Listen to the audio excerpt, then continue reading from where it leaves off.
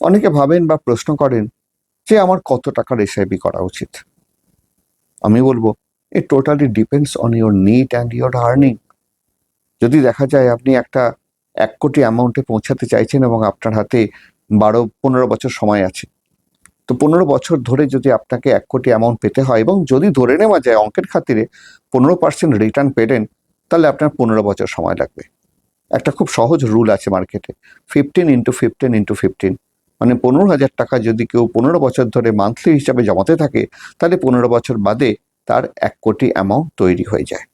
সহজ হিসাব। On the other hand, আপনি কত টাকার এসআইপি করবেন সেটা আপনার আর্নিং এবং নিডের উপর ডিপেন্ড করবে।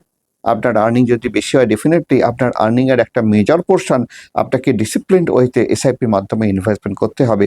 আদারওয়াইজ 10 বছর রোজগার করার পরে দেখবেন এতদিন তো রোজগার করলাম, টাকাটা কোথায় গেল খুঁজে পাচ্ছি না, খরচা হয়ে যায়।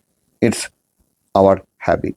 সুতরাং এই হ্যাবিটকে কন্ট্রোল করেই আপনাকে কিন্তু এগিয়ে চলতে হবে এবং তার জন্য আপনার নিড এবং আপনার আর্নিং এর সাথে লিঙ্ক করে আপনাকে ইনভেস্টমেন্ট বা এসআইপি করতে হবে। ধন্যবাদ।